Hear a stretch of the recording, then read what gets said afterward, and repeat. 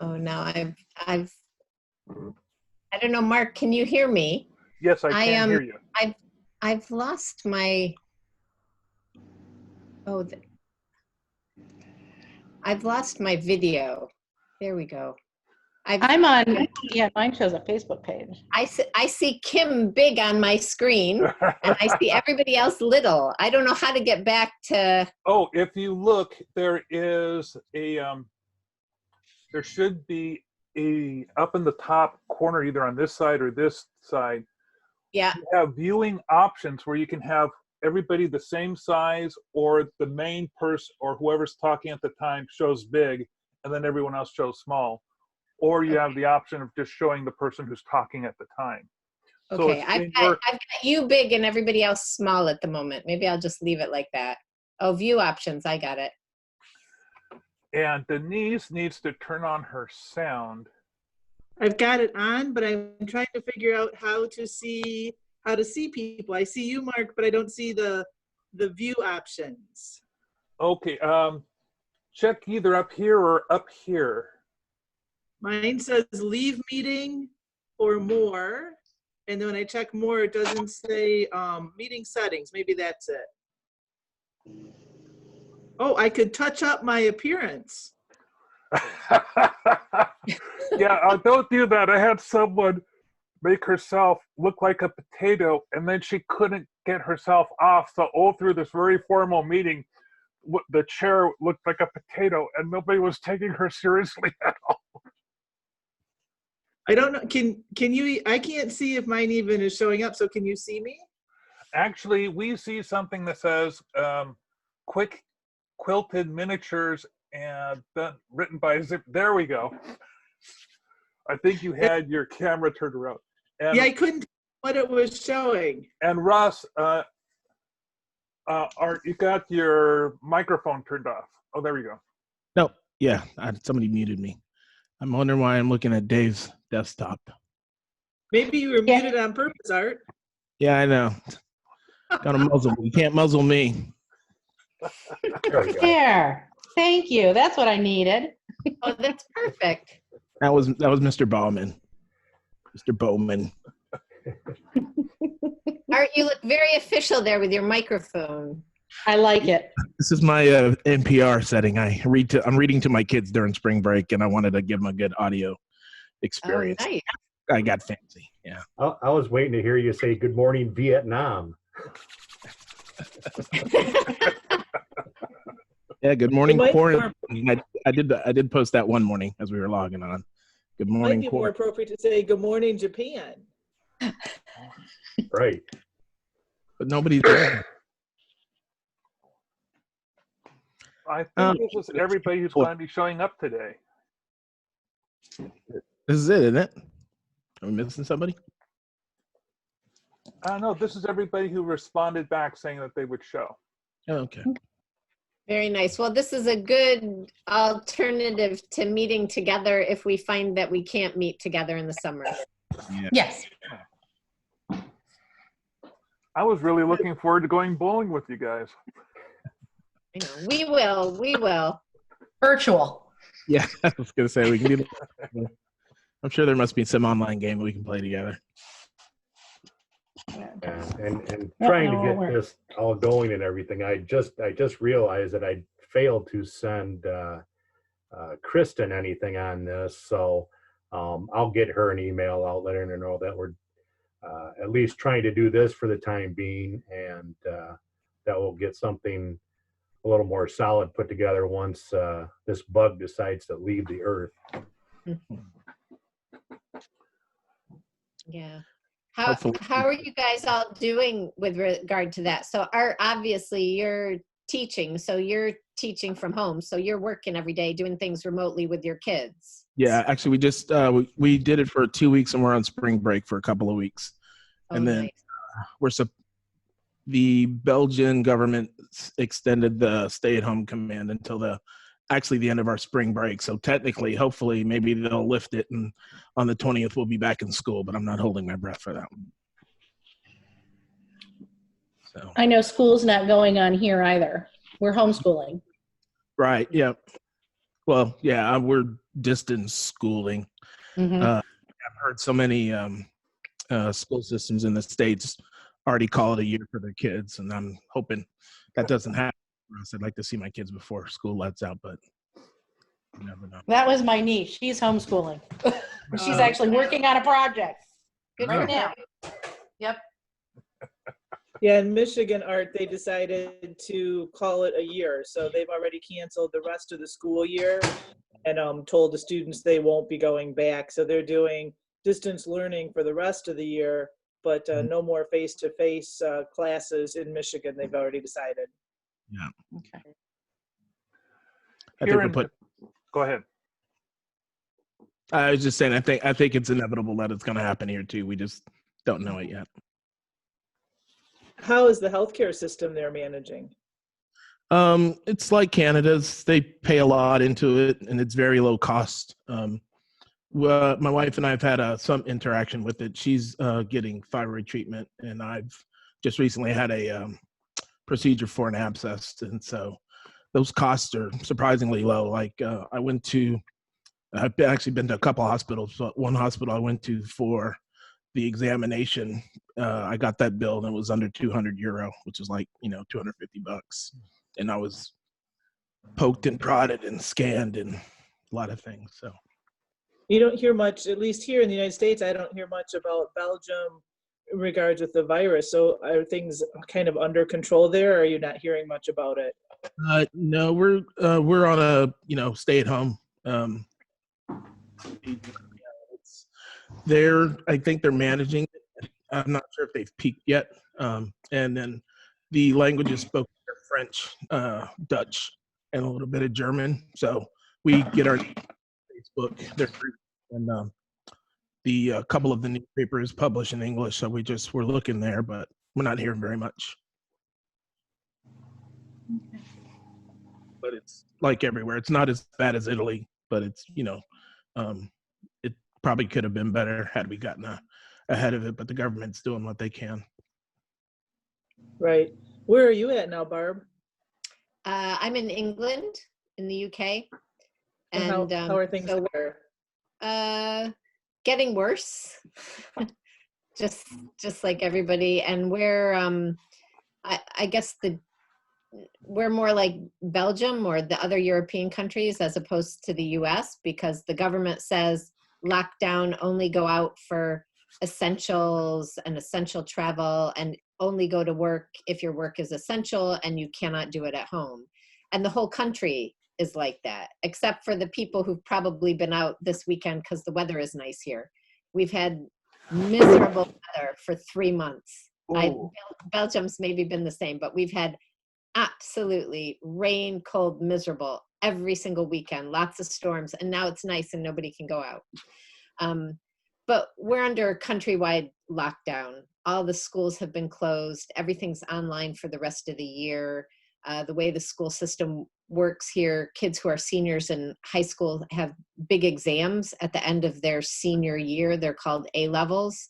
And it's a big deal, and you get those grades. You take the tests in June, you get the grades in August, and then you find out which university you can go to. They've canceled those exams for the first time ever. I have a niece who's in that year group, so it's a big deal for her. I have a nephew who's a rower, and I don't know if you know about rowing, but Henley is a big deal race. Obviously the Olympics are a big deal too, but he wasn't going to be in the Olympics this year, so Henley's canceled, Wimbledon's canceled. Yeah, everything. And we've been told lockdown till the end of April. I expect it's going to be longer than that. But they ran Where are you? They ran the Grand National. Where are you? No, I didn't bet on the virtual Grand National, but I have a friend who did, and 3 of her horses came in, so she was happy. Where are your boys now, Barb? Our younger son, Tate, who is just about to turn 21, still at university, he's here at home with us because he goes to university in the UK and they've shut everything down, and he's working really hard to procrastinate on doing his projects and his studying, but he gets fed and he gets his laundry done, so he's happy. He doesn't really have much to complain about. And our older son, Carter, is a senior at Syracuse University in upstate New York, and he decided to stay there. So that's where he is. He's in off-campus housing, so they haven't kicked him out. Three of his 4 roommates, who are all overseas students, have all elected to stay there, so they're just hunkering down. His girlfriend has a job in Syracuse until Carter's done with the university, so she's there too. So we reckon that that was his incentive to stay there. But you know, he's okay. He can go out and shop, and that's what he's doing. So that's where they are. Yeah. Huh. How about you? Where's all your family? My daughters are with their uncle in Austin, who's my wife's brother. He's got a Cajun restaurant there, and he's gone to delivery or no pickup only. And so, but they're doing their distance studies. They're both at school in New Orleans, but they got out before the wave hit, and they're just doing their studies, you know, via computer. Wow. Yeah. How about others' families? My dad's going to turn 90 on the 10th. And we had planned to do a big reunion with him and all of his kids, just do a big party. And he also has an identical twin brother. And so now, instead of getting together in person, we're putting together one of these Zoom things. So it's going to be Uncle Bill, my 3 nieces on that side, and my 5 siblings and I. And so that'll be fun. That'll be on the 10th. How old is brother? Just kidding.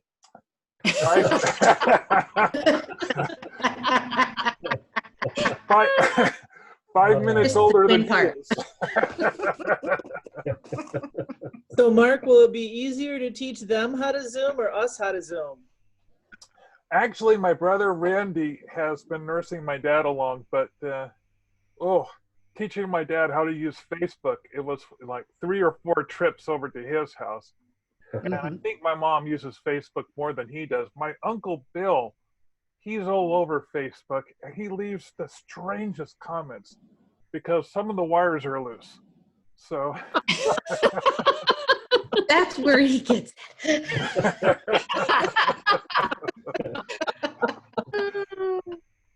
But all of my siblings are handling it pretty well. My oldest, he's got a Stanley Steamer franchise. So people are still letting them into the house, mainly because they do a lot of the whole cleaning and disinfection angle of that is keeping him busy. My second oldest brother and my youngest brother, they're both sort of like CEOs for hire. So they do a lot of working out of their homes anyway. They both do a lot of traveling, but that's been kind of nixed. My third oldest brother is a master machinist, and he works for a company up in Everett, and a lot of their stuff is making parts for Boeing airplanes. So that's kind of died down. Still, he's still working his shift, but his wife and daughter, who are waitresses, they've been laid off. And my sister Brenda, she teaches yoga down in California, and of course that's laid off. And there's so many online yoga things right now, she's not even trying to compete with that. So as for us, my wife works for the state. She describes herself as a petty bureaucrat, and she's been most of what she does is scheduling meetings anyway, either for a lot of them are people calling in from out of town, so it wasn't much of a shift for her to have everybody calling in. So she's been going strong, and I work out of my house anyway, so I'm really used to this part of things. How about you, David? You just got up a new job. Yeah, well, it's been busy over the last year anyways. And now it's a little bit different pinch because we are considered with RICO Central because of our number of state and institutional contracts that we have. You know, just alone, I was going through my machine list. In Western Michigan, I have, just with the state of Michigan alone, about 110 machines in prisons and Department of Health and Human Services offices and Secretary of State, which would be like DMV. So that's kept it pretty interesting. But the bad thing is right now is many of those places have pretty much, they've gone silent on us, which is going to cause us a lot of problems once everything is lifted and they get back going again. Well, I got a lot of schools too. So all the schools are shut.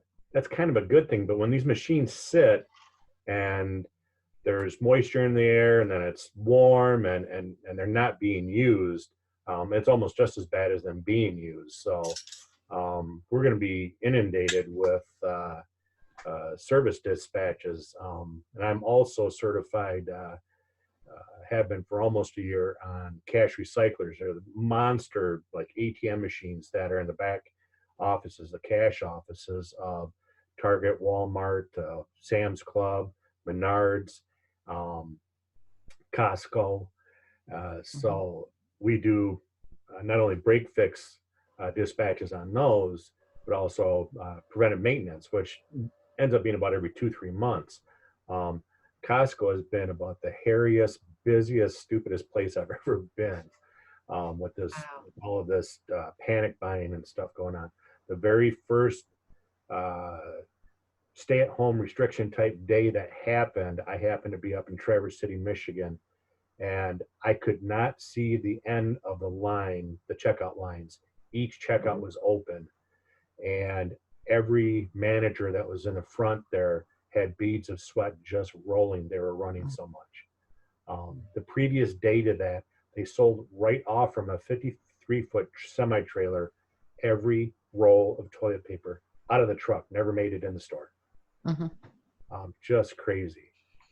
So now, just Friday, after 3 Skype meetings that we usually have, and only one on Friday, we did learn we are doing some furloughs. I'm going to be a little bit different situation. They're looking for 2 weeks, so 2 5-day furloughs, 2 sets of 5 days each for each of us technicians, nationwide, between this coming Monday and the first week of July. It'll cause a little bit of strain once we start getting busy again. But we're okay now. I mean, I've been busy with some break fix calls for the state of Michigan, as well as some preventive maintenance stuff that I've been doing at Costco and at Menards. The rest of the time is filled in with training, hundreds of hours of training normally every year, most of it online. But I've got scheduled up online right now, probably another 80 hours worth of training, just to fill time, since we're not out in the field as much. Training you're giving or training you're taking? It is for updates on equipment. It is additional training on machines that I would like to be certified on. And then really there's only one more in my area that I want to certify on. It's called the Ricoh wide format printers. It's a ink-based printer. The only one that Ricoh has that is actually ink and not toner. And they print on a 48-inch wide roll of paper. So they're used in engineering, and all the machines I have are with Consumers Energy and the power plants and that. So I've got probably 5 of those in my area that I could service. That's really the only other one I want to do. The rest I've already all certified on. So, I mean, it's different now with me. They haven't told me for sure yet, but I'm giving the company 5 weeks of short-term disability, maybe 6 weeks, with my surgery coming up in May. So I probably won't have to do the 2 5-day furlough weeks, because I'll already be off and on disability. So Are you going to be able to go ahead and do your surgery? Because I have a friend here, he's been scheduled for surgery for a while and they had to keep pushing the date back. Well, I think they're looking at it as being, if it's elective or not. And I can't get a good answer on elective. Now, I did call my urologist on this past Tuesday, and they said at this point, I'm still set for May 20th. And I said, well, check with the doctor, see what he thinks. He said, well, they'll ask him, but, if he doesn't think that I'm an elective surgery, which I don't believe he thinks I am. They said if he thought that I wasn't, that he would call me. I haven't gotten the call, so I should still be good for that day. Where are you having it at, David? I'm going to have that done at North Ottawa Community Hospital in Grand Haven. They have a Da Vinci robot there. Good. And the urologist, he actually trained when the first Da Vinci went into the Henry Ford in Detroit. Mm-hmm. Ended up becoming an educator on it. So I think he's got some good miles under his belt, because what he's going to be doing on me, I just soon have someone with a lot of experience. Absolutely. Right. Mhm. Well, it only took 22 minutes before we started talking about medical problems. So You got me before Denise. She's been the star lately. I know. Yeah. How are you, Denise? All right. You look fantastic. Yes. Well, I had to fluff up my hair. Well, I think it looks beautiful. It's a kind of monthly occurrence whether I'll have hair or not. But right now I do, probably for another month good. anyway. So, and tomorrow, so we have been really kind of taking the social distancing to heart. Fortunately, I retired in October, so that makes life a lot different for us. So Vince is retired. He's been retired for probably, I don't know, long time, 4 or 5 years. I retired in October. So about 4 weeks ago, when this first kind of really started, 4 or 5 weeks ago, we really kind of social distanced ourselves. So we live on a little 10-acre plot way out in the country. Both of my kids are in town, so they said, don't go to the grocery store. So we really haven't been out of the house or had anyone in the house for 4 or 5 weeks. So I'd say 4 weeks. So for us, I mean, we've really kind of kept to ourselves. So now Tuesday, I have to go for my next chemo treatment. So I've had a couple sleepless nights trying to think about, we've done all this social distancing and keeping ourselves apart, and now I'm going to have people like right in my face. So that has been a little nerve-wracking thinking about it. It actually is still a little nerve-wracking, and I probably will feel that way until Tuesday. I told my husband it would be sadly ironic to fight cancer and succumb to a virus. So I'm hoping that that all of the people there are up on their social distancing, and I think they will be. I mean, they know they take care of people that have cancer or getting chemo, but it's just a little nerve-wracking to go from this keeping everybody socially distanced to now I'm going to purposely go to having people right in my face. So it's very different. If you've seen on Facebook, Vince has always been to all of the treatments with me. So we got a message from the cancer center, appropriately so, that no visitors are allowed. No visitors, no volunteers, so no puppy visits, no nobody to share my footstool with. So I told him I'm going to have to take a picture of my solo feet on the footstool. And he said, of course, the good thing is that nobody will get to see him napping while he's napping out in the car waiting for me. He is a very good sport, I think, because you do show a lot of pictures of him snoozing. Well, he probably is snoozing right now. I mean, if I took the camera in there, he would probably be snoozing right now. But he is a really good sport. I would agree with that. Yeah. So basically, I'm doing okay. This is kind of the course that my oncologist has told me is what I'll expect. That I'll have a period of chemo, and then a period of, she doesn't really call it remission, but a period of no chemo.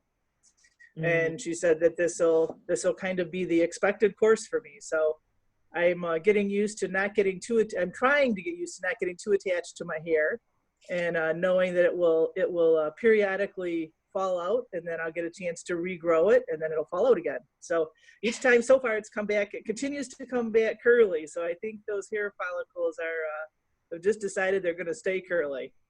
Good.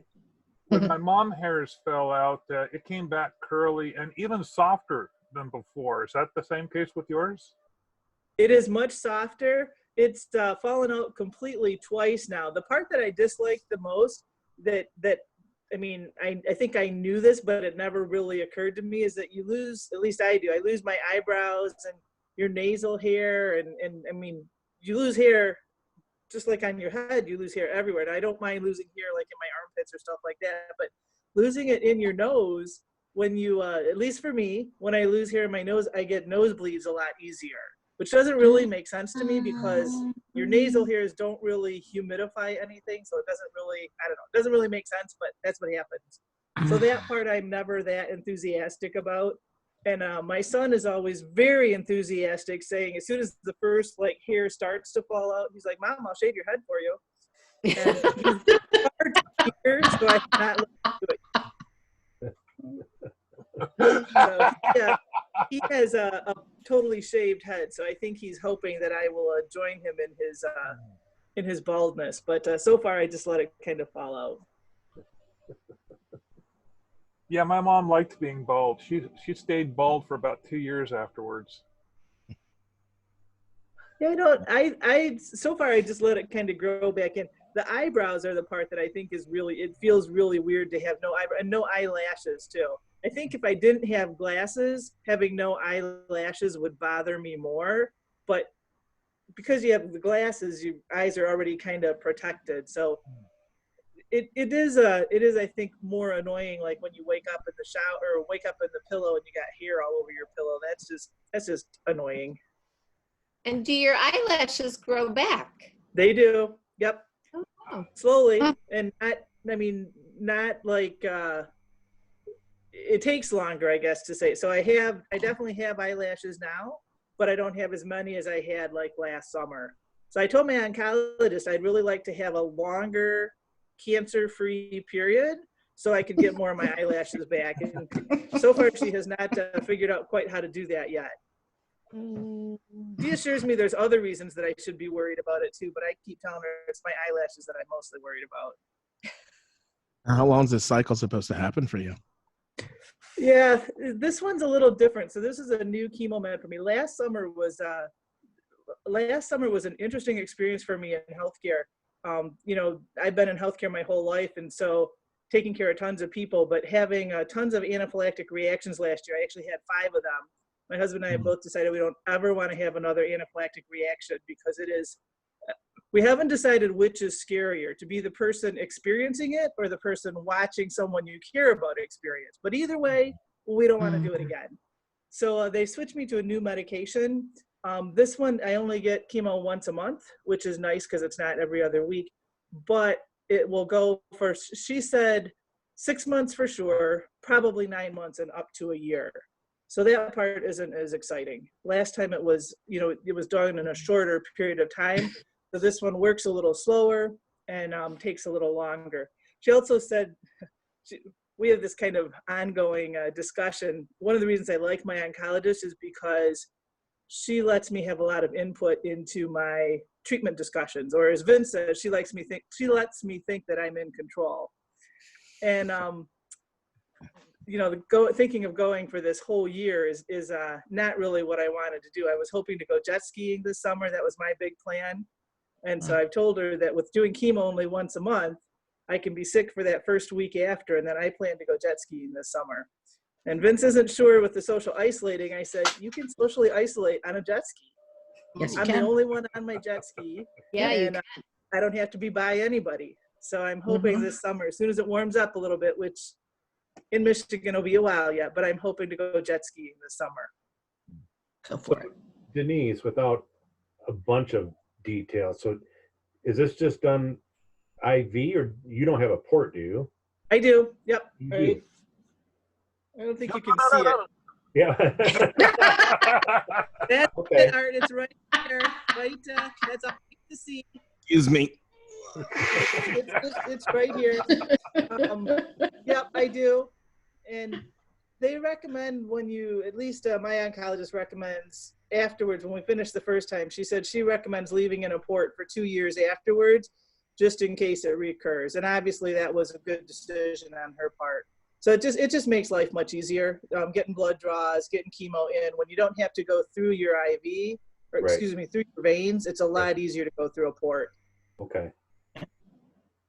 So they'll just, and you do have to, so that's the positive part about it. If you need it again, you have it. The negative part about it is you have to go every month or every month and a half when you're not using it to get it flushed, because otherwise it can clot off. So that's kind of the negative, is you have to keep going to get it taken care of. But we did that when I wasn't in treatment, and so now it's still working fine. It's much easier to access. They don't have to start an IV every time. You have, it's in big veins. So when the chemo goes in, it gets diluted well, rather than being in smaller veins in your arms or your hands. And when it's in smaller veins, and there's more of a chance of it actually harming the vein. So that's because it's a real toxic chemical, it gets diluted quickly and spread throughout your body well. So there's a lot of positive reasons about having a port that, to me, make it worth any of the negative side effects of it. I'm so used to it now. One time during the summer, I had someone doing a port flush. That's when they're just flushing it to make sure it stays open. And so she accessed it, and when they access it, they use it's a big needle that looks like this. It's called a Huber needle. It's got a little hook on the end of it, just the way it uses it. And she was accessing my port, and I said, ouch. And she said, well, that didn't hurt. And I said, well, I don't think you get to tell me whether it hurt or not. I think that's up to me to decide whether it hurt or not. And she said, well, I'm sure it really didn't hurt. Well, that kind of irritated me. And I said, well, I'm sure it really did, because I'm the one who felt it. And so we had a little discussion about whether it hurt or not. And I said, it did. It's done. It hurt only for about a minute, and it's done. And it doesn't hurt anymore. And we have to do it. So let's just move on. But you don't get to tell me whether it hurt or not. That's not your prerogative. Mhm. So as I left, I heard her say, I hate taking care of nurses.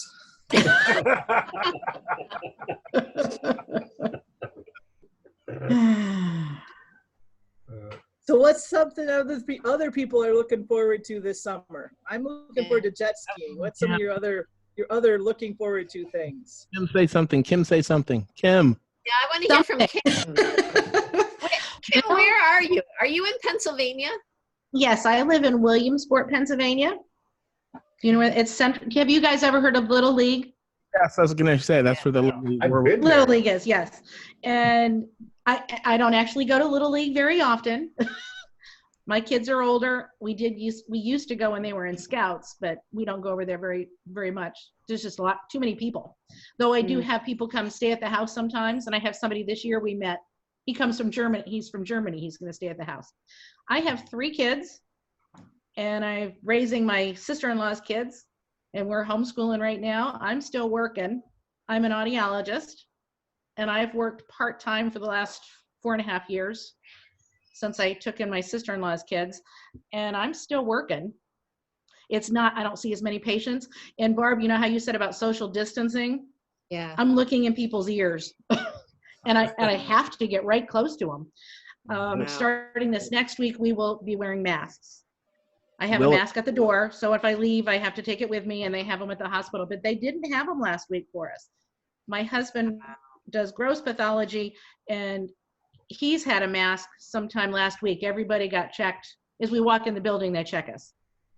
So he's still working, but not as many hours either, because they're not doing as many surgical cases. And he handles the pieces and parts that come out of surgery. So they're just not doing as many pieces and parts coming out. My son works in ortho, and he's not working hardly at all, but he's enjoying the fact that he just moved into a new home, and he gets to enjoy the remodeling, but then he has a little girl, and he gets to watch she's 10 months now. My issue is I used to watch her on Fridays, and I'm not asked to come down now because of all this. But she's going to probably start walking during this whole thing. We're getting videos. I have another son that's supposed to be moving into a new house in May, but it's probably not going to happen now. He works at Penn State. And I have another son that he was in the service for 7-8 years. He's at George Mason, supposed to graduate, but he will probably not graduate. Or well, he will, but there won't be a ceremony. Yeah. He's doing online classes. And he works for the VA there on campus. He's busy doing lots of stuff. And I'm helping my niece homeschool through this whole process. I had her wave earlier on. It's different. Never have done homeschooling, so it's totally different. We're doing Moodle for school, and they've got their own programs with Scouts that we're in. We had started using Zoom for Scouts, so I was a little familiar with that. I was confused with the phone numbers up front, and that's why I was texting Mark. I said, I don't know what those phone numbers are for. But how old is your niece? Too. She is 12. She's in 6th grade. So I'm going through English and writing and. Oh, you froze up a little bit. Oh, she's still frozen. The sun shining. I like it. Oh, there she's back. I have a niece. Pardon? Oh, you froze up for a little bit, Kim, for about 20 seconds. Okay. I don't know what you heard, what you didn't. Okay. I have a niece that's over in South Korea. My niece is half Japanese and half American. Her parents teach at Penn State. She went to South Korea to teach English. And she's decided to stay there. So she's learning Korean. That was always been a dream of hers. She now knows English, Japanese, Chinese, and learning South Korean. So through this whole process, she gets to stay there longer. But it's different. We're doing okay, though. We're doing okay. Busy. You look good. It's very interesting how through this whole lockdown, etc., some people are very busy, some people aren't so busy. We just got off a call with some family cousins of my husband's, and one of his cousins works in financial services, and she says they've never been busier because she's involved in doing deals for companies, and there are a lot of companies that need to raise capital right now. So, they're just doing whatever they can to find investors, but that's a bit difficult when nobody knows whether or not anybody has any prospects. So, and obviously all the healthcare workers are just absolutely flat out. And some of us, not much we can do. My son's an emergency room nurse up in Grand Rapids, which is a town just a little ways away from here. And he just told me the other day, so he works 12-hour midnights, which is pretty typical in the emergency room that you work 12 hours. And he said that for the month of April, he's picked up an additional 12 shifts, which doesn't sound like a lot, but when you're working 12-hour shifts, he's basically working just about every day. And that's just a lot for 12-hour shifts and then working midnights and everything. And they're asking him to pick up even more. And Grand Rapids has not been that hard hit compared to, Michigan is supposedly one of the hot spots, but it's really not all. The majority of it's on the southeast side of Michigan in the Detroit area. Okay. So, he's just, getting asked to do more and more. And then my daughter works for the state, and she is approving food stamp and aid and assistance. And she said they have just been, just slammed. She said you can't even imagine where their average workload was. She said they're probably quadrupled what that is, and they're just trying to basically get everything approved as quickly as they can so people can get assistance. Is she at DHHS there? She works for the state of Kalamazoo, but for the state of Michigan in Kalamazoo, but she's working from home right now. Right, but she's with the DHHS, right? Yes. Yeah. Is that one of your accounts? She has Rico printers then. well, right now she doesn't because she's working from home. Right now she doesn't, right? Now, I remember you had sent me a message about your son. Because I think he did some training or something in Muskegon. So he actually St. Mary's? He actually he's a travel nurse. So he's been all over the United States. He was out in Oregon, he was up in Alaska. But right now he's doing a travel contract with the state of Michigan. It's really interesting. They have Mercy Hospitals is just a small hospital system. They've got I think 12 different hospitals around the state of Michigan. So he trained at all 12 of them, and there's actually 2 in Muskegon. So he's worked in the emergency room there, but his contract now, he has a contract to Mercy, but they kind of subcontracted him to this one in Grand Rapids that's a standalone emergency room. He said there's 2 nurses, 1 doctor for the 12-hour shift. And then there's 1 other person. I don't know if it's a respiratory person or who it is, but there's 1 other person. He said, so if they get 3 critical patients at one time, they're just overrun. They do not have enough hands. You think about it, it takes at least 3 people to run a code. If somebody's heart stops, it takes 3 people to run a code, and they only got 3 people. So if the next person comes in, there's nobody there to manage it. It's a scary thought to be thinking about how they're going to be managing healthcare. How many cases do you guys have near you guys? So again, at least part of Michigan, not as many as, Detroit has really been swamped. Detroit obviously has a lot more people, a lot poorer socioeconomic status, but also a lot poorer healthcare. And so Detroit is really in Michigan, where the majority of it is. How about by you, Kim? We've got 10 cases here, which isn't a lot. Yep. And a lot of them were, the first ones that came here had been kids that had gone away for spring break and then came back home from state college. And others were from the Philadelphia area that came to visit their family because they thought they should visit their parents, and they brought the virus. Right. Guarantee I would have been one of those kids too. Man, I'm glad I'm older.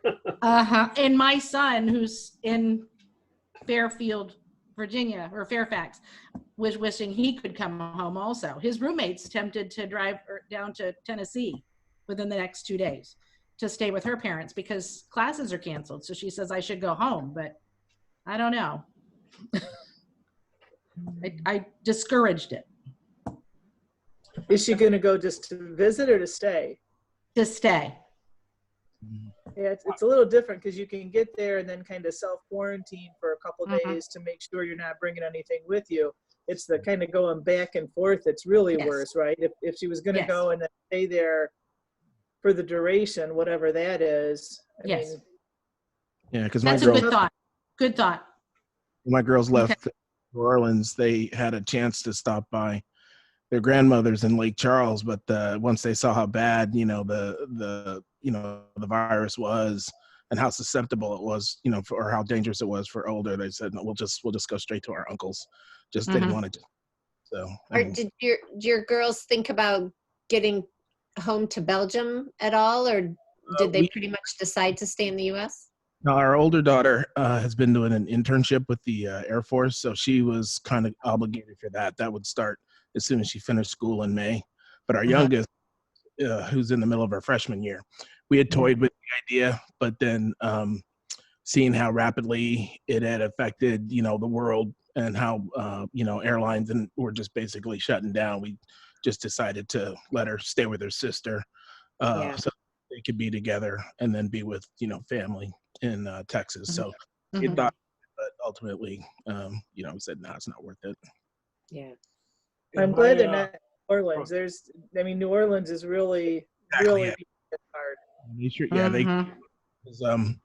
My oldest daughter went to her grandmother's for Mardi Gras when a lot of that was happening. And so she was kind of out of the picture. And my youngest went to a few parades, but not the big, crazy, French Quarter parade. She saw parades that were, nearer to her school and stuff. So they were, the youngest was a little bit involved, but not, anywhere near the hot spot. So yeah, and they got out. The school was going to kick them out if they had a place to go. And they got out about half a week before what do they call when you kick it out? The X thing. What's the word when you get it kicked out of your spell? Evicted? Evicted. That's a good word. Eviction notice came out about a half a week before that, and just headed to Austin. So I gotta believe that's a better place than being in New Orleans. Yeah, He's got a nice couple acres spread. So it's kind of isolated, just them, the three of them. And they get out just to do a little bit of shopping.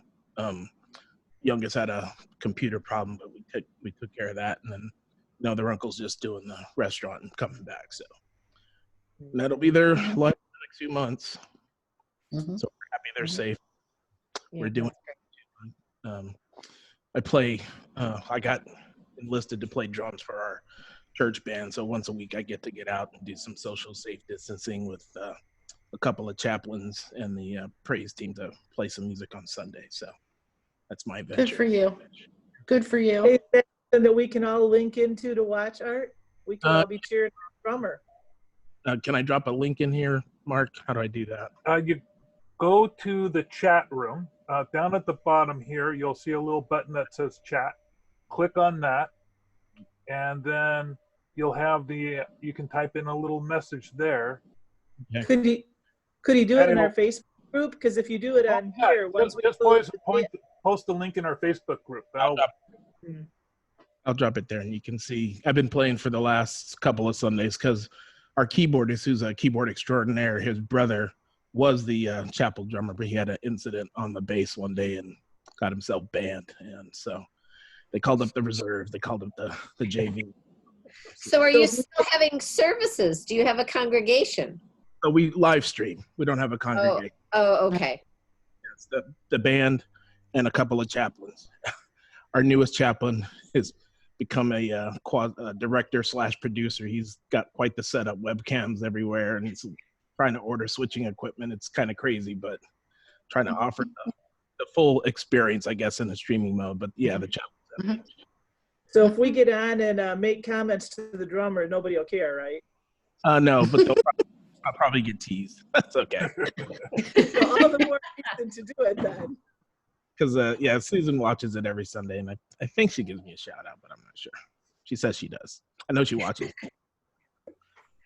So Art, are you sticking in Belgium for an additional amount of time? I mean, I know you had talked about possibly being done this summer. Yeah, so it's my wife. She's been working for Dodia for 30 years now, so she could drop her papers anytime and call it a career. And I'm just, I think I'm in my 10th year of teaching now. So we discussed things, but yeah, it's kind of a sliding timeline because our girls both think of this, as their home.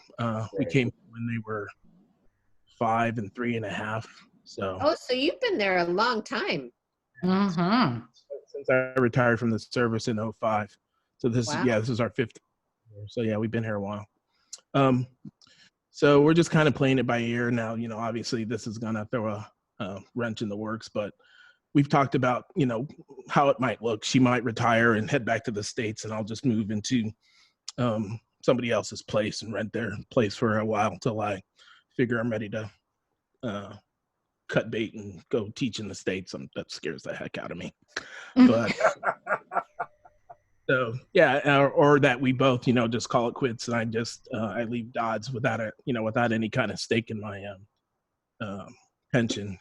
Just try and pick up, and we're probably going to settle in Texas and Austin area, and so probably there and try and get on with the decent school system and continue teaching. Like it, fun. But yeah.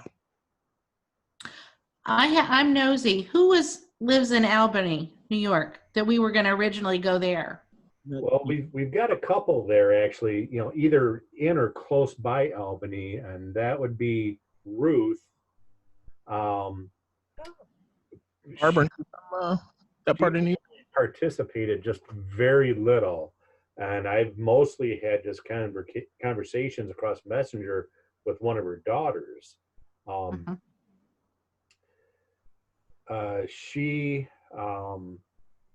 It's all public. I mean, it's all on newspapers and video reports and everything. She ended up she's an RN, I guess probably labor and delivery, OBGYN type of RN.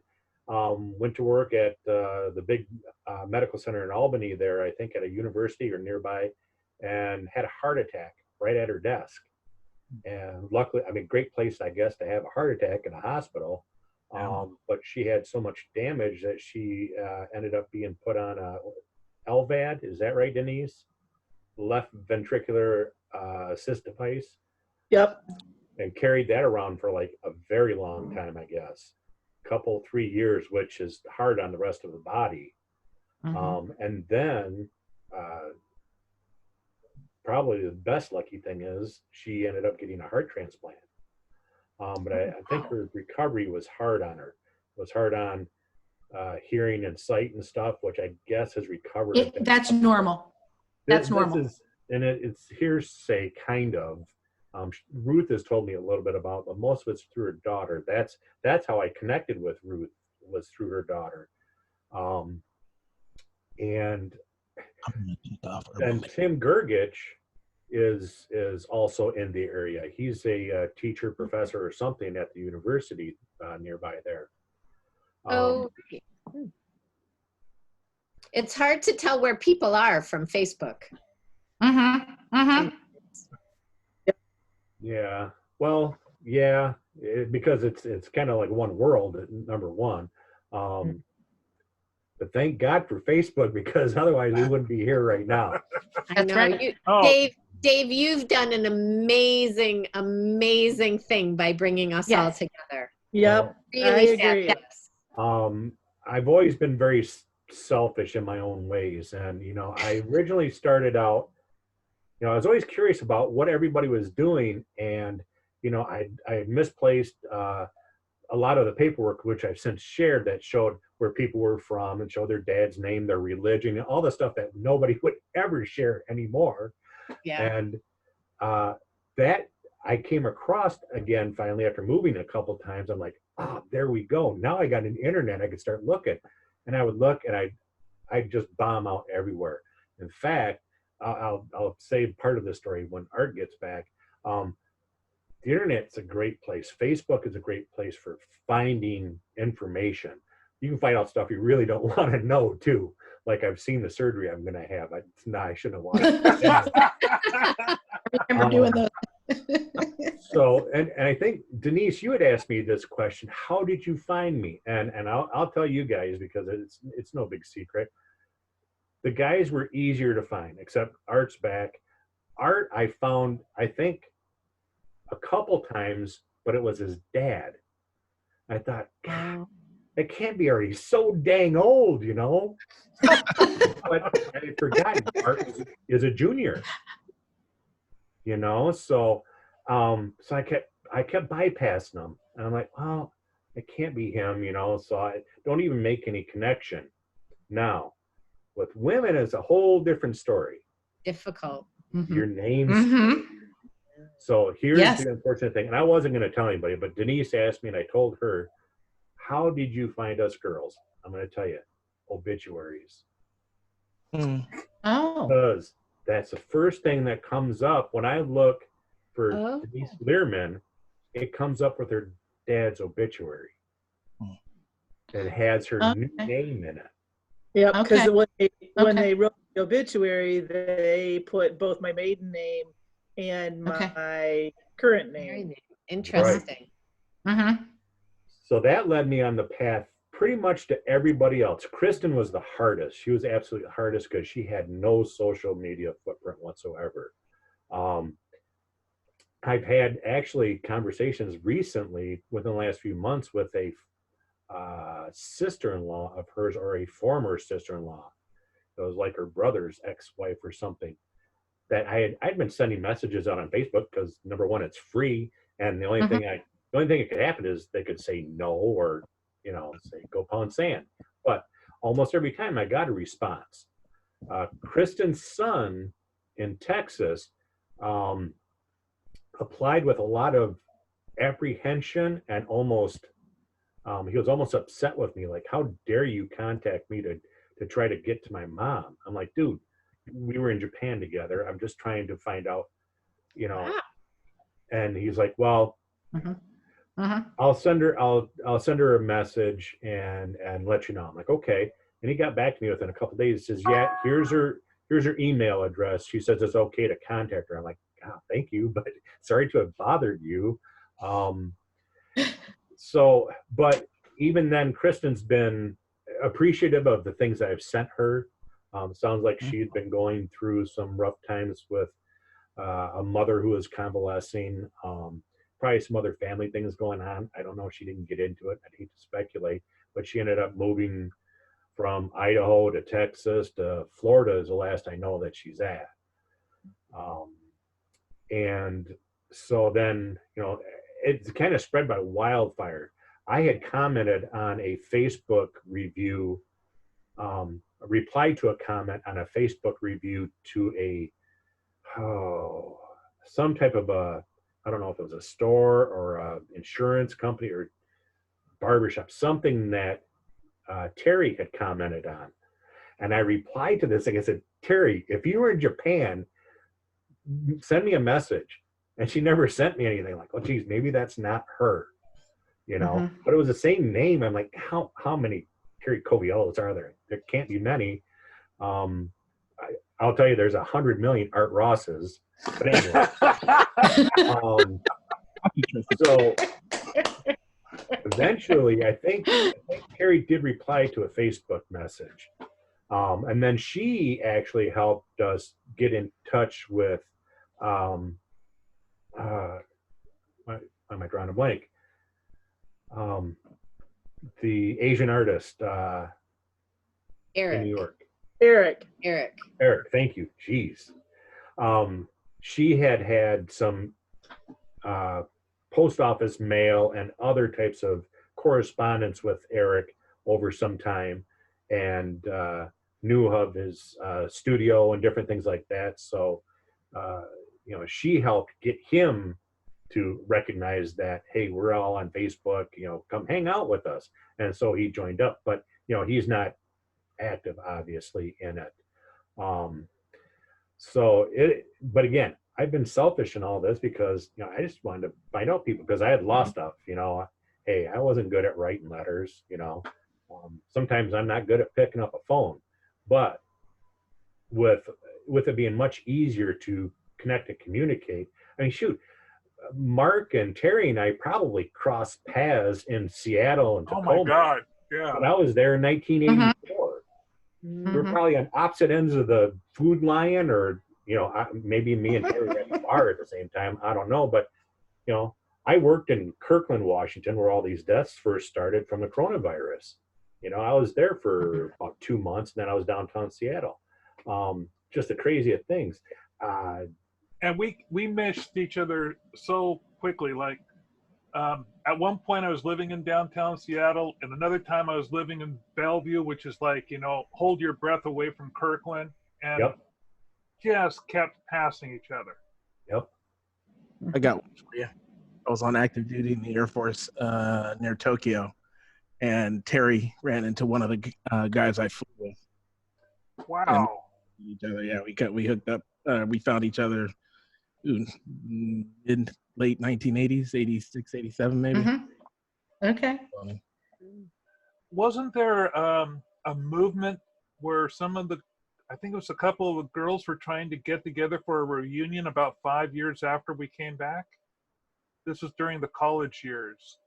I didn't know about that. Barb, we ran into each other in Japan, didn't we? Climbing Mount. Yeah, I was back in Japan when I was doing my master's work, which would have been late 80s, sort of 88, 89, something like that. So we climbed Mount Fuji together. Remember that? That was my only time or second time up? I can't remember. I do remember that though. We climbed Mount I've Fuji. been back twice. Yeah. And I was in touch with Denise for a while. We wrote for a while, but then just, I don't know what happens. Life takes over. I was in touch with Eric for a while because Eric and I were both in Kagoshima together. So probably of everybody, I knew Eric the best because we were in the same city. And we kept in touch for a while, and I was living in Hong Kong in the 90s, and Eric would be there for his work. So I saw him from time to time, and he's probably the person I've seen most recently. But that was a long time ago. And, you know, I've sort of lost touch with him. Terry and I were at university together. We were both at Georgetown, and we both majored in Japanese, and we didn't know the other one was going there until we showed up at Japanese class on Thursday. That'd be cool. So how many people here took Japanese in college for that easy A? Mark, I got 12 credits for going to Japan. No. I did. They gave me 12 credits. I had to beg and scrape my way to my senior year when I got back. I had to. I don't know what happened to you guys, but I got straight C's for that year, and it pushed my GPA down so low that I just worked like a dog on my senior year to get into college. Oh, see, I didn't get a grade when I was in Japan. I'd already graduated. I had graduated. Oh, that's right. Yeah, I didn't get. I hadn't graduated, but I didn't get a grade. Nothing. Yep, I'm with you, Barb. I didn't get anything. I got no grades, and I had to tell them that, they don't do that in Japan. I was trying to explain but I came back to a different principal who didn't understand the deal. So, and I was not going to graduate with my brother who was a year behind me. Yeah, my student, I remember the conversation still with my Japanese teacher saying, can you explain to us this grading system? You know, what is A, B, or C, and D? I said, well, let's see. A is exceptional. C is average. F is you flunk. D is you're a poor student. And B is, So they really took me at my word when I said that C was an average student. And they didn't ask me what my previous GPA was. And so they just gave me C's across the board. Yeah, you're an average student. There we go. Christ. I'm sorry. Yeah, they don't tell you these things before you go.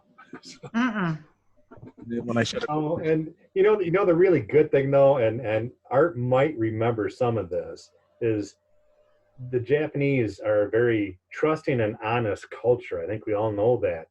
And I don't remember much about. I didn't learn anything. Judo, yes. A little bit of shodo, calligraphy, sure. Anything else that was taught there, forget it, man. That was so far over my head. I was way out of place at Kumataka. I mean, that is the University of Michigan. That is the Harvard of Kumamoto Prefecture. So I skated just on my charm and humbleness. That was it, but to get to the point of they're very trusting and I won't say gullible, but almost gullible. I became very good friends with the manager of the hockey team and a worker at the Kumamoto Skate Center. She also had a motorcycle. Her name was Setsuko. And we used to go out for rides on that. Now, I was also driving it. Now, if you remember, I had my license, but not an international license of any type. And we weren't supposed to either. I know you're all thinking Dave was such a he always minded all the rules. Right? So I was there with you.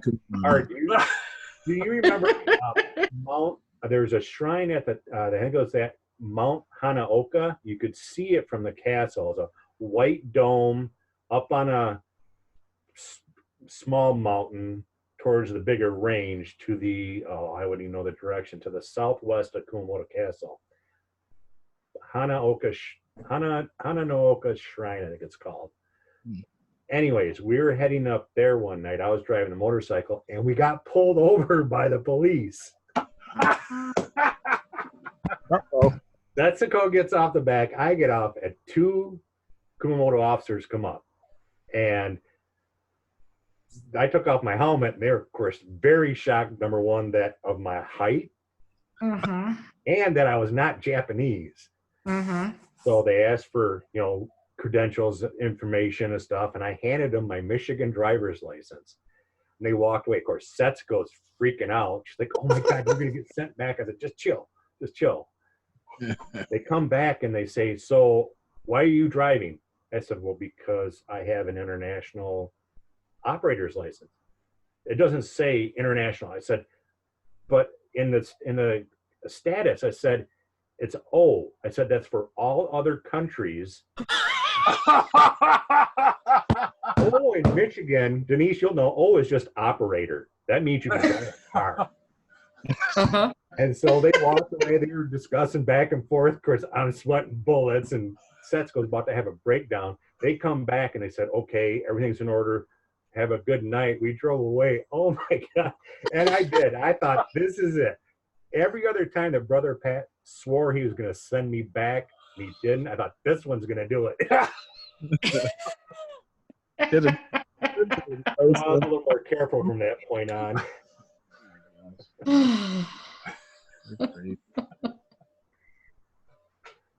Yeah, so while you were all being all goody two-shoes there, I was taking the heat for everything else. Oh, you know what I used to do in Japan all the time that drove my host parents absolutely nuts? I'd start walking, and I'd keep walking until I was completely lost, and then I'd just stand there until someone would come up to me, touch me, and said, excuse me, little brother, you know, whatever. Are you lost? I said, oh yeah, I'm really lost. I don't know my way around here at all. I'm a foreign exchange student, and this is my host family. They would say, why don't you come with me? They'd take me home. I'd be introduced to their family. I might get a meal. They'd call my host parents. They pick, why do you keep doing this? I said, I meet the nicest people.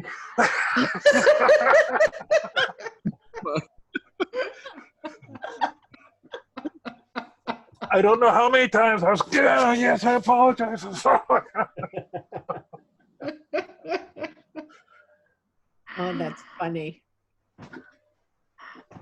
Worst thing I did was just cut out of school all the time because I didn't know what was going on. I think Brother Pat talked to me about it once. I'll send you home. Okay.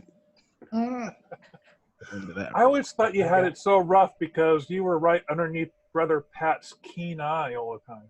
Oh, yeah, it wasn't too bad. I was in Brother Pat's office more than I was Kumataka, I think. I never went to his office. Oh, man. I guess I was a lot of time there. Kim, were you in Kumamoto? Were you in that prefecture? No, I was in Oita-ken. Oh, okay. Where the hot springs were. Right. Oh, right, okay. I still remember Terry. Pardon? You were Beppu. Yes, in Beppu. Yes. And I've been back. You cut out, Kim. Can you repeat? I've been back twice. Oh, nice. Have you? Because, yes, I went with my family when my sons were little. I took them and we stayed for a month. Oh, nice. And they had a ball. We traveled all over. We got the train pass and went from southern Japan all the way to northern Japan. And we had a wonderful time. My kids came back home and they said, let's do that again. I said, oh no, can't do that. But then I've been back with my sister-in-law to stay at her mom's house and take my niece there. So I've been back. And I've enjoyed that. And I've got to see my host families. We went to visit them a couple times, and we hosted other exchange students after that. My family took in an exchange student right after I got back, and I was in college. And then we've had 2 exchange students here, Rotary exchange students. And one was from Japan. Her name was Yuko. And she just, through this whole incident with the COVID, she's been getting back in touch with me. We had another exchange student from Venezuela, which we loved both of them. They were wonderful. It was hard to let them go. I bet. Once you get them. But you have to send them back home. One of the reasons I went to Japan is we had a foreign exchange student stay with us for a year. Her name was Yuki Okada. And so about 10 years ago, my folks went over and got a chance to see where I lived and visit with Yuki. So that was fun for them.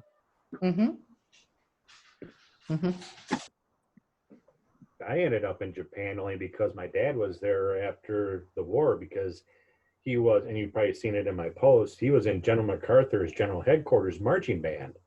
So he was stationed right in Tokyo at the finance building right across from the palace. Japan was actually my second choice because I was going to go to Australia. Because when I was a sophomore, just getting into high school, I noticed during our band practice in the hot parking lot in August, there was a clarinet player right behind our drum line, and nobody would talk to her. She was very quiet. Oh, geez, that's just odd. So I went back and I talked to her on one break, and she spoke just like Sandy from Greece. I was like, whoa. I said, where are you from? She says, well, I'm from Australia. I'm like, oh, let's talk. So, yeah, I figured, hey, I'm going to Australia. This can be cool. But then once we got further into the orientations, well, and Denise and I were at some orientations probably at the same time, Camp Ket and a couple of things like that. It started getting serious about where to go. And I thought, oh, man, if I go to Australia, it's going to be just like the U.S., just people talk funny and stuff. And oh, well, I better go for something a little more different. And that's when I thought, maybe I should do Japan. If I'm going to do this, I'm going to just jump in for everything. Boy, did we. That first night, you might remember, I ended up, in the room with the guy that had a seizure and was sent back to the U.S. and that. Oh. That was I didn't remember that. Yeah, I mean, after being up and traveling for 30 some hours and everything, getting those little tiny buses, knees jammed into the back of the seats, driving down the wrong side of the road. Holy crud, this is bad. And then get put into this hotel room. I'm talking to the guy and everything, and everything's all good. And it's wee hours in the morning. Turn the light off, and then I'm like, well, what was that you said? I turn the light back on, and he's foaming at the mouth. I'm like, no. I had a phone list of counselors to call. I'm on the phone call. You got to come in here now.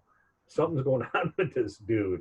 It was a mess. So yeah, that next day when we all got together before we busted out on the flights to Kumamoto, oh man, I was dead beat from that night. Was it that flight out to Kumamoto or the one that we were hopping from Tokyo that was the really rough flight? I remember this one rough flight. It was, that was a rough flight. It was a really, I mean, I've never, oh my God. The cart was going up in the air. Oh. Yep. I have no recollection of that. I don't either. No, that was what rough. I do remember is the very first night when I finally got through. So I'm from a really small town in Michigan. So I mean, there's no diversity. It's a town of about maybe 1,200 people. And the only diversity is whether you live in town or out of town. They did actually get a stoplight. I think they got a stoplight about 2 years ago. And so, I had been on an airplane and I had been in different places in the United States, but I had never really been anywhere. So this was a big deal to fly all by myself to San Francisco, then from San Francisco to Tokyo, and then to meet all of you. And I remember getting off the plane in Tokyo going, oh, I am not in Kansas anymore. And we just saw that, all the people and all the Japanese. I mean, it was just amazing. But so I go on this long trip to Kanoya, which is, about as far south as you can get in Kagoshima. And I rode the bullet train. I'd never been on a train before. I rode a ferry. I'd never been on a ferry before. I saw a volcano. I'd never seen a volcano before. My host family did not speak English. I didn't speak Japanese. And so I finally get to my first host family, and he was a construction worker. A delightful family. He was a construction worker, and so they had built a room on the side of the house in a Western style that they would then use for their children afterwards, but for me to stay in. So I had a bed and I had a shower and everything. I just remember, finally getting there, and I swear I'd probably been awake for, I don't know, it felt like 48 hours. So finally getting there and falling into the bed and sleeping. And then I woke up and I went in the shower, and just turning on the shower and just the steam kind of rolling up all around me. And I remember soaping my hair, and I had hair then, opening up my eyes, and I look up at the shower head, and there is a spider. I swear to God, it was this big. Oh my! It's that big. Oh my! So I don't know about you, but I don't know if you remember, but I was 15 when I went. So when I was 15 and I opened my eyes up and there's a spider this big in my shower, I screamed. So here's me screaming about the spider in my shower. So they hear me. They all come running in the room. They see me naked in the shower. They all scream. They go run out of the room. I'm screaming. They're screaming. We're all screaming. And none of us are speaking the same language. So finally, I get my robe on. They come back in the room. I get out my dictionary. They've got their dictionary. We're all blah, blah, blah, and I finally make them understand that there is a spider in my shower. And I couldn't understand what they were saying, but I did understand enough to understand that they were saying it's a Buddhist household and it's a very smart spider. And all I could think is, no, to do anything. And I can't get back in the shower. So I picked up my slipper and I splat, killed that spider, and that was it. And there was like, no pun intended, dead silence. Turned around and walked out of the room. So I'm like, fine, washed down the spider, back in the shower, and I'm thinking, what the hell just happened there? What was the big deal? As I'm washing my hair, and then all of a sudden I'm realizing, like, oh, wait a minute. All those classes that David talked about that we went to, or that orientation where they talked about cultural sensitivity, maybe they were trying to tell me I shouldn't have killed the spider. Don't kill the spider. Yeah. I mean, I can't speak any. The only Japanese I knew at that time was bathroom, and that's only because bathroom was pretty much English. And they knew no English.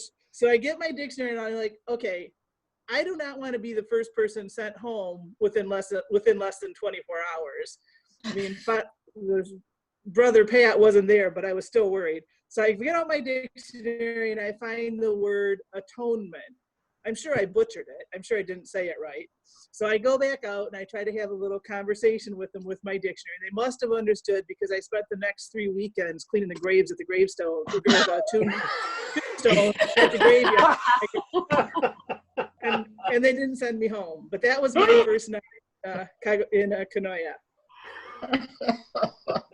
Oh, I remember those spiders. I hated those spiders. The first time I saw one, I thought it was a mouse. It was so freaking huge. They're big. So harmless but big. So I'm living in this old house. It was with my my second host family. Really nice old house with tatami floors, low beams, things of that nature. And there's a wash closet. Can barely close it on my knees because I'm much bigger. So I'm in there. I reach over for the toilet paper, and there's one of those spiders right there next to my head. And I'm thinking, okay, I know the first time I saw one of these spiders, I tried to hit it with a newspaper, and then those things can jump 6 feet high. It's amazing how much those, and they can run like speed of lightning up walls and over ceilings. And, oh my God. Anyway, so I'm looking at the spider. I'm thinking, oh my God, what am I going to do now? And I look up, and there's another one right above me. So I pretty much just, I dove right out of that WC with my pants around my legs, and I took a towel underneath the door, and I go get a big fly swatter, and I come back, and I'm searching, and I can't find either one of them. Oh no! I would wake up, and I'd have nightmares about that because I'm on a futon, and I would be dreaming that there was a spider crawling on my face, and I'd wake up and I'd be screaming, and I'd slide the doors, and my parents go running, Mark, what is it? I said, I had the spider dream again. Oh, go back to sleep. We're so sorry. And that old house, I never really got used to the low beams. And one time my mother called me for dinner. I get up, I turn around, I'm heading full speed, and whack, right there on the beam. I go flying on the back. She comes over there, she just got a spatula in her hands. What's wrong? There's a little cut on my forehead, a little trickle going down. It's the beam. I'm a big ogre of a foreigner. I hit my head, and I still got the scar right here. Went to school with a Band-Aid right there. I swear, every trope you see in a Japanese anime, it's all happened to us. You know, except for you and the motorcycle. I haven't seen that on anime yet. So,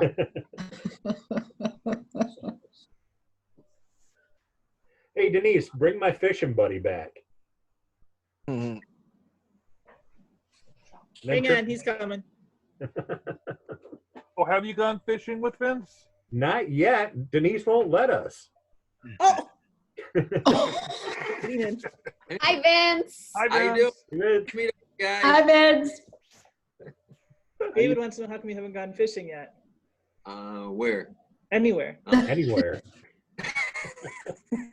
In Cadillac.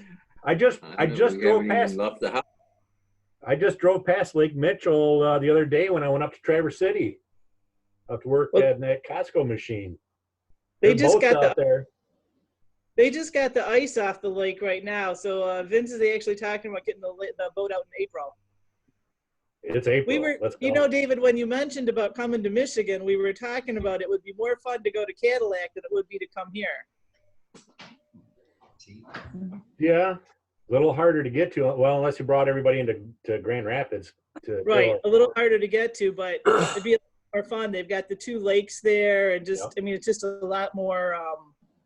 Not that Kalamazoo is a great place, but it's a lot. There's just a lot more to do there outdoors with the water and everything. Yeah. Yeah, I'd love to go fishing. But it is hard. And you could go fishing. Yeah. We personally are happy to go anywhere because we need to travel to get to wherever we're going to be. So, assuming And we I can don't- travel at some yeah. point.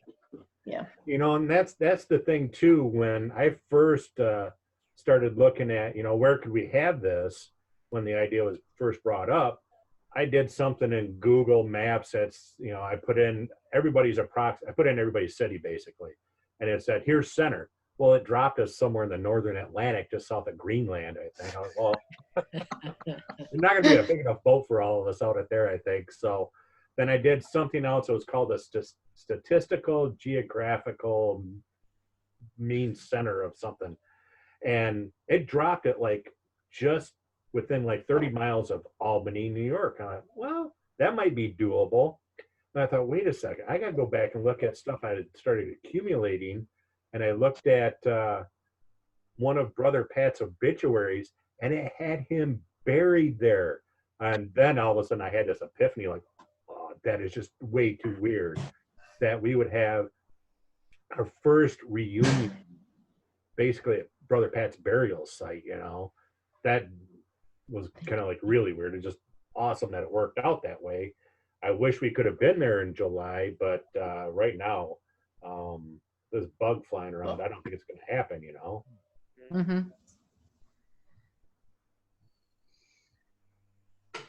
So Wherever it is, we'll get there. Yep. So I'm kind of curious, how many other people had weird big bug experiences in Japan? I never saw a big spider. I don't remember that at all. But I have a vivid memory of when I saw my first cockroach. Yes. Vivid.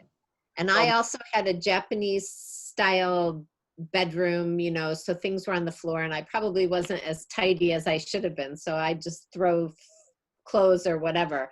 I walked into my room one time and picked up a shirt or something from the ground.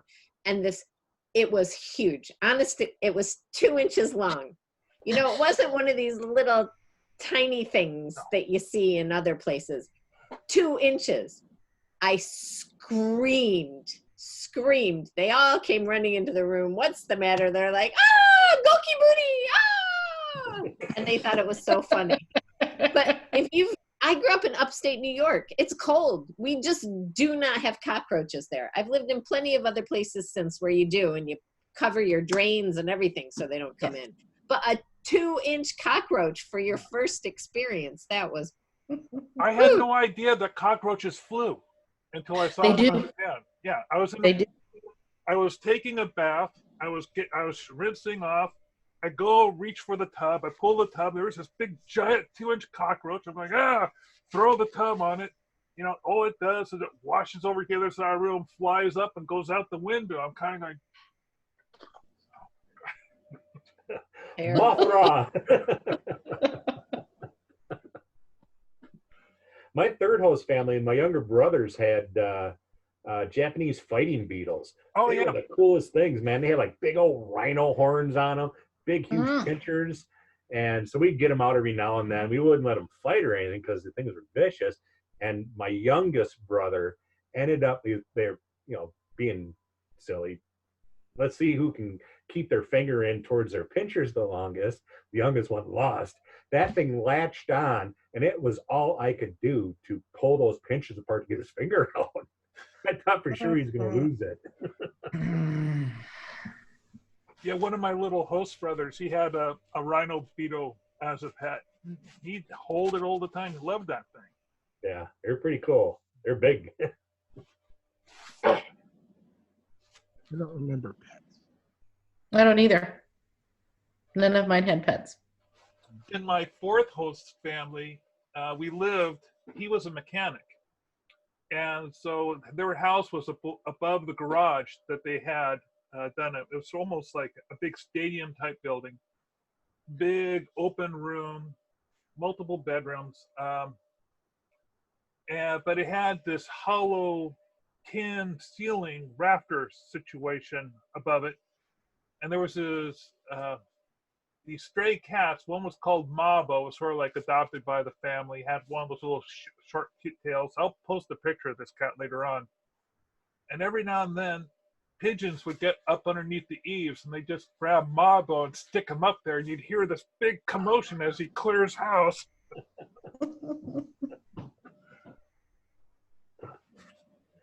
Hey, before I forget, Art, what Kumamoto Rotary Club were you hosted by? Do you remember? Oh, I don't. That's a good question. Can you name them? Well, I was part of the newly formed club, Kumamoto Kita, which is Kumamoto North. I want to say South. Okay. Don't say South. I don't know. I don't remember. Because I believe through one of my first host brothers, Kenji, who I just reconnected with in the last month. He's part of Kumamoto Kita, and they're actually looking at absolving that club because of the low membership. Oh, wow. So, and I think Kumamoto city area has somewhere in the neighborhood of like 12 clubs now, I think. Oh, so it wouldn't surprise me, but I thought there was only 2. Now, I've had communication through Kumamoto Johto, the East Club, I think it is, which is a much bigger club. Maybe it's Johto. I'd have to go back, maybe pour through some artifacts to know for sure. But weren't your meetings were at Kumamoto Hotel Castle, right? Okay. Because they shared the same staff. I've tried to reconnect with the staff too. There were 3 or 4 ladies there. Don't remember that. I was trying to remember the day. I remember the day we met. I thought it was Tuesdays because we had Japanese lessons Monday night. Yep. I think the next day was the day the club had their meetings and I was going there. Yeah, because mine was Thursdays with the North Club. I started out in one club for a couple months and then went to the North Club in December, I think it was. Were your Rotary clubs like mine where you go in, everybody would light up a Lucky Strike, there'd be this fog bank of smoke, and then you get your box lunch during halfway through it. The box lunch was the best thing about it, but oh my God, I almost got queasy at a couple of those meetings. Yeah, it wasn't Lucky Strike, it was 7 stars, I know, because I had a pack.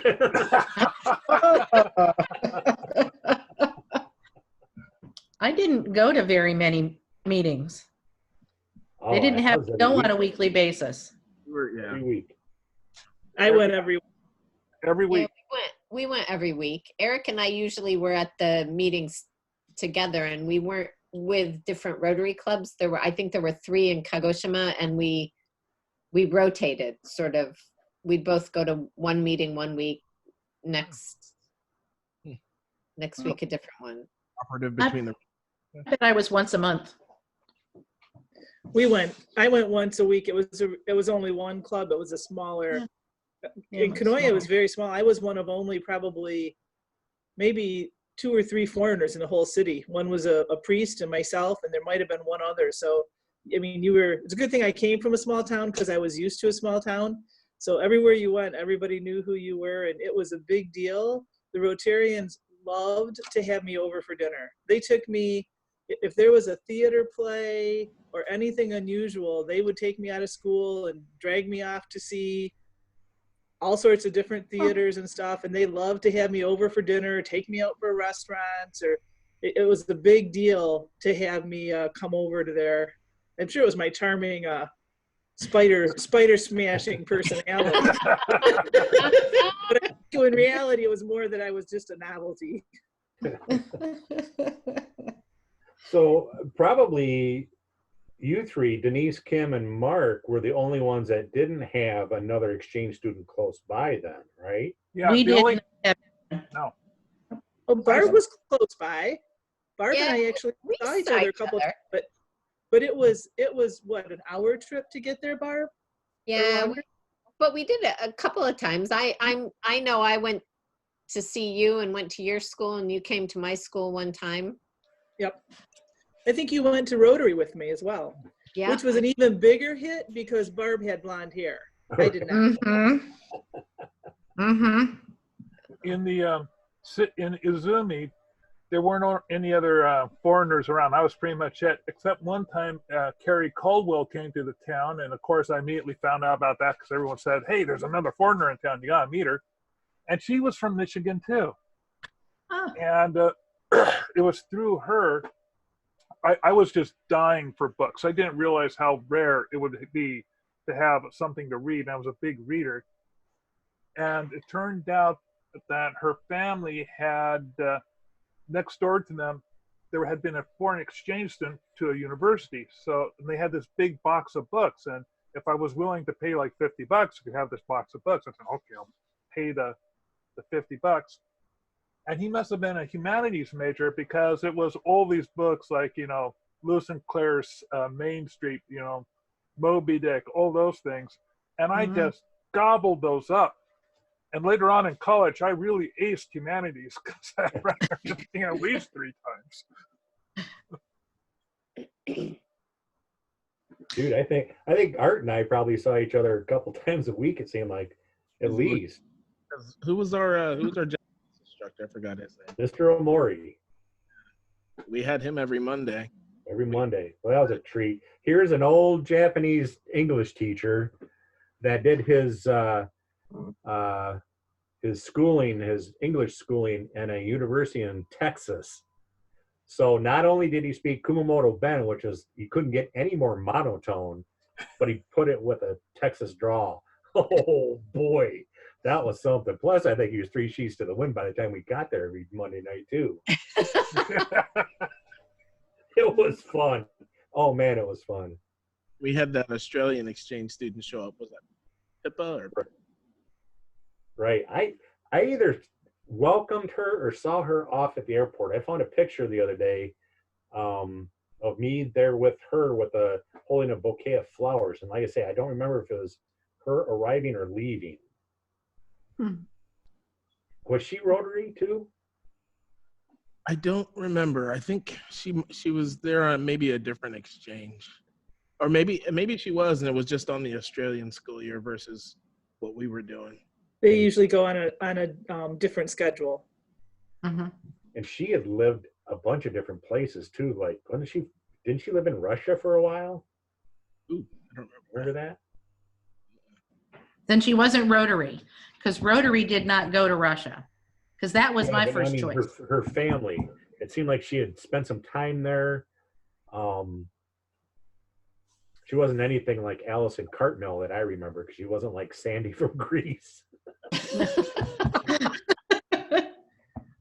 It's a good thing you didn't end up going to Australia, David, because I don't think everybody is like Sandy from Greece. Yeah. I hate to tell you. They're not. Right. They're not. I have met other Australians. They're nothing like Sandy's, but yeah. So I always thought it was interesting. I guess I told a lot of stories about going to Japan. When my daughter was in high school, she ended up being an exchange student with Rotary, and she went to Poland. Oh, So wow. That'd be she cool. spent a year in Krakow, Poland. Wow. Amazing. Much different than my year. Mhm. When you go to a bigger city in Poland, it's much different than being in rural Japan. But she had her own experiences that it's been fun to hear her talk about. Mhm.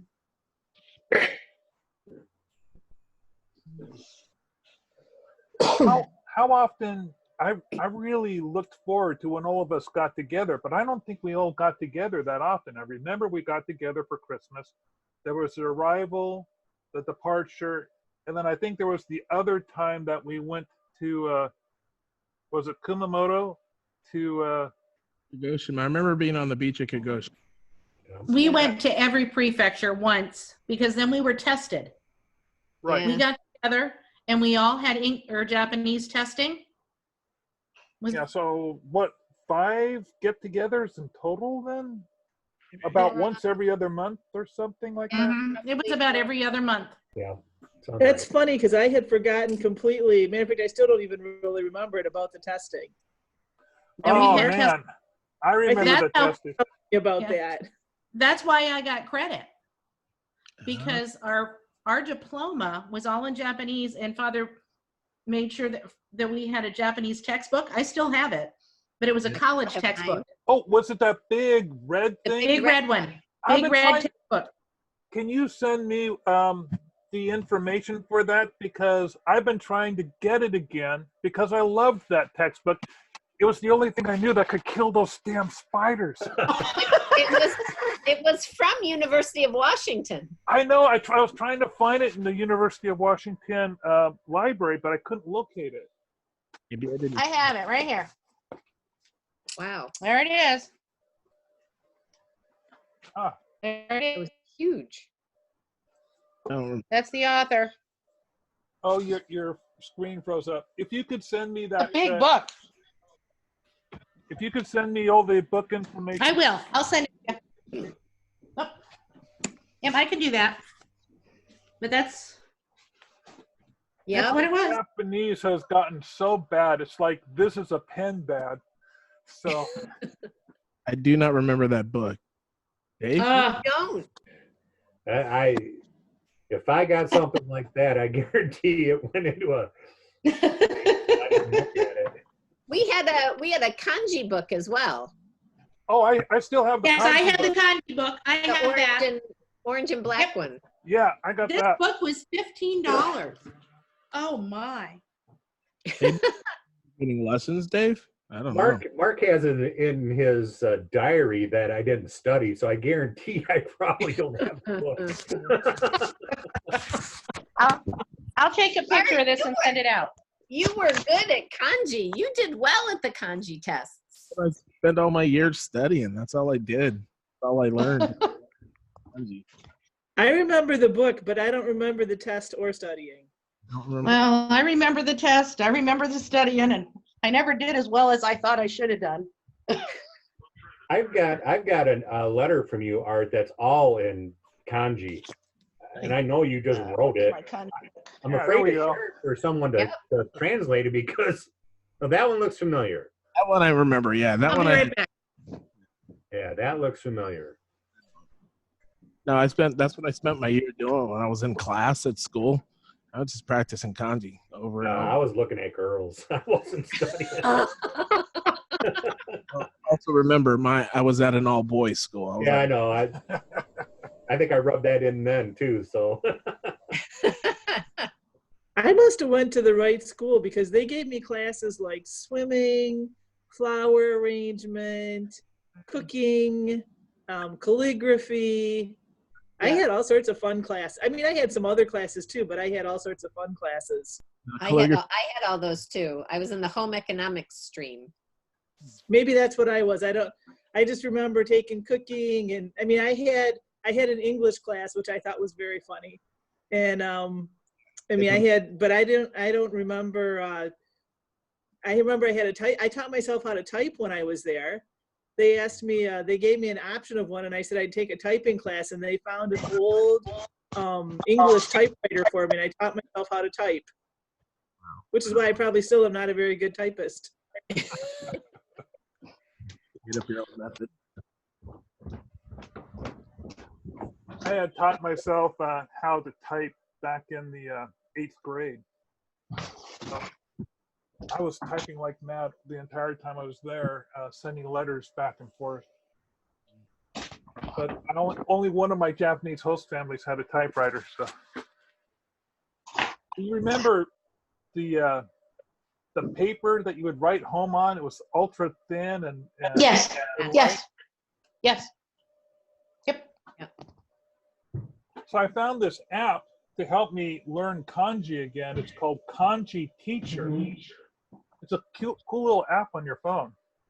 So I highly recommend that. Been trying to. Are you going to start sending us messages in kanji now? Please don't.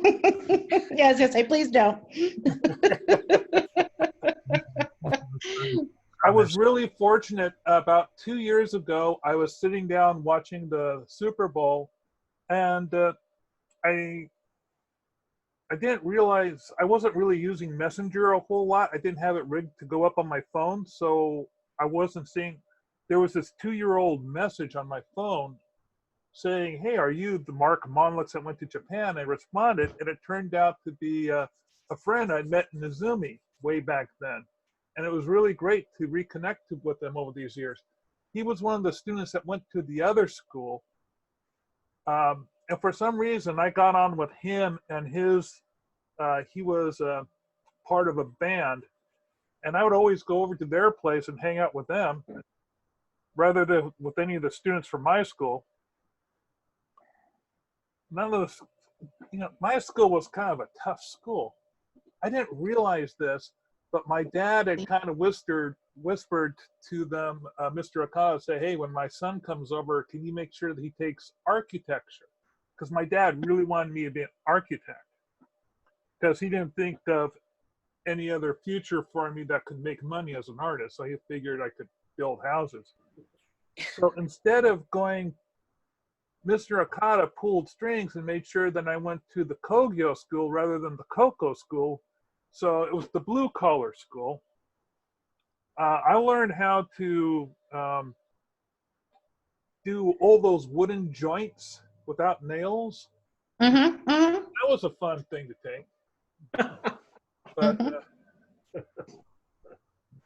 yeah, I'd have to switch into sort of like a workman's uniform. They were teaching you how to tie rebar together and that type of stuff.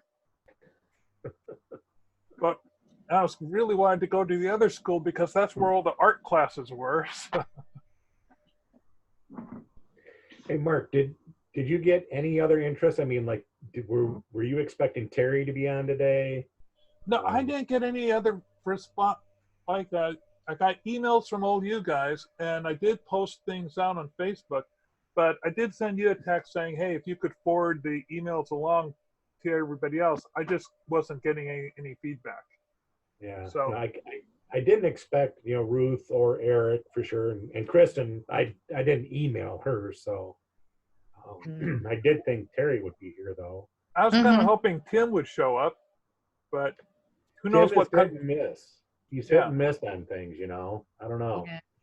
He's not on Facebook all the time. Terry seems to be on from time to time, but I go for days and don't look at it, and unless you like keep swiping through, there's stuff that you miss. So yeah, I'm the same way. I don't get on every day. Yeah, I think David, I, and Denise are the big social media butterflies. Well, I'm glad they're doing it. I think I'm a caterpillar. You two are the butterflies. No, but it's really, really great. And I'm glad we did this. I hope that we're going to get together in person at some point someday when it's safe for us to all travel again. But this has been a nice thing to do in the interim. It's been really great to see everybody. Well, we're still housebound in another month. We could always rig up another one of these just to say hi. Yeah, it's a great idea. That's okay. Now here's a question. I'll see if I can connect with Terry because my daughter sells jewelry, and Terry buys jewelry from her a lot. So I will see if I can connect with her through my daughter. Oh, that's a good idea. Hey, Mark. So you guys might have seen, I did just the same type of thing with my class, my Kumataka class, the other night. In fact, I was up till 4:30 in the morning on this thing. It was so much fun. But no lie, boy, I felt like I just went to another planet. I mean, they were talking so fast. I kept telling them, slow down. I have no idea what you're talking about. But they're really cool. Here's Japanese social media. They won't let you know that they're very active in it until they accept you into their circle. Because Kumataka, they have like a main Kumamoto High School group on Facebook. There's like 2,000 members on this thing. Whereas if you're just standing on the outside, you'll never know that they're on Facebook. They're very secretive about that stuff.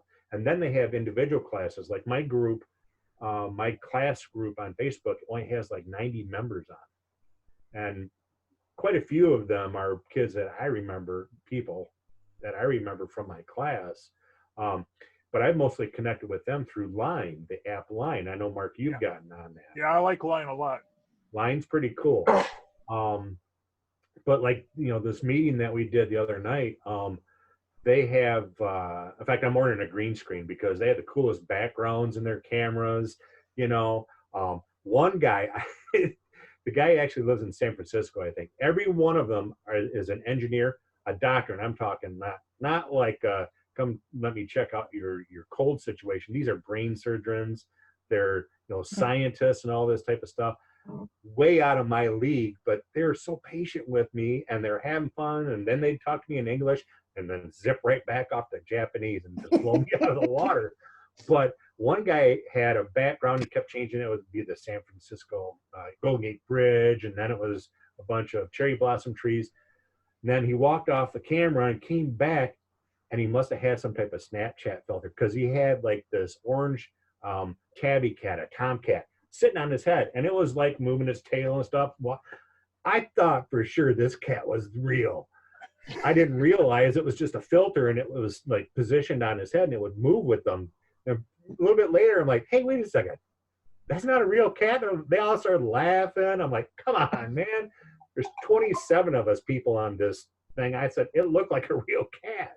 Well, one of the things Zoom does do, depending on how old your computer is, if you go to the, when you're on, like right now, if you go to the URL of the page for Zoom and pull down the preferences, you will see a background change that you can do.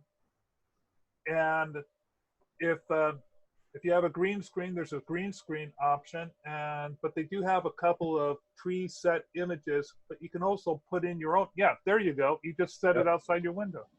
Here's go again. Look at fancy people. Now, it won't work for my computer because I've got an old Mac cheese grater right over here that's, you know. Okay. Mine says switch to gallery view. Oh, I can see all of you now. Oh, you didn't have the gallery view on before? I didn't have that before. I don't know. I've got an old iPad.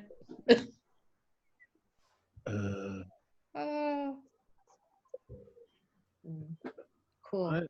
Well, I'm afraid I'm going to have to sign off, guys. I have to, I'm going to have a mutiny in my kitchen if I don't feed people soon. I have to do the same. If things are still in the lockdown, I'll rig up another meeting in about a month or so. That would be really nice. That sounds good. It was good to talk to everybody. Yes. Bye, everyone. Bye-bye. Stay safe, everybody. I'll go ahead and post this on Facebook later. Wash your Mark, hands. I was going to ask you that my class is doing, they're going to do a 24-hour access on Zoom. I know they've got an upgrade or a pro membership. I'm not sure if that's something that you could create where you have an open meeting room 24 hours a day. You know, I'll have to take a look into it. It might not be, there are different levels of Zoom depending on how much access you have. Okay.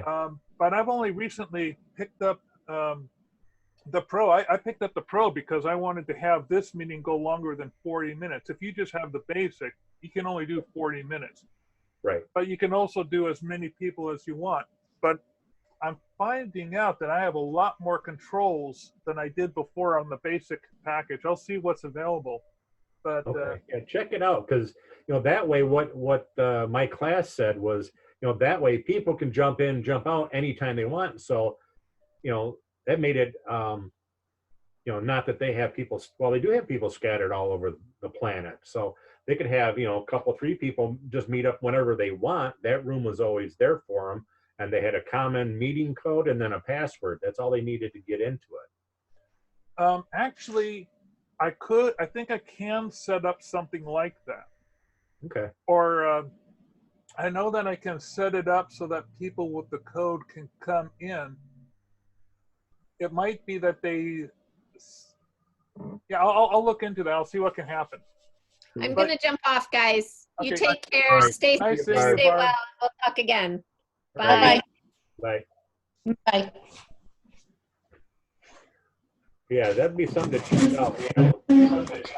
That way, if someone could, just throw a, comment up on our group and say, hey, I'm going to be at the computer. If you guys want to jump on the Zoom meeting for a bit, then, people can.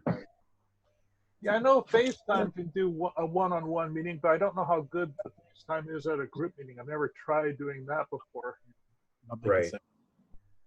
I'm throwing my husband in there. Hi. He Wait, wanted. wait, I don't have my face covered. He said, "Who are these people you're going to talk to?" So I had to show him. So thanks for putting up with me. Well, it's nice to meet you all. Nice meeting you. You too. Bye. I'm going to go too. I'll look for the next I am one. too. Okay, sounds great. Bye, Bye. Kim. Bye, Kim. You, Denise.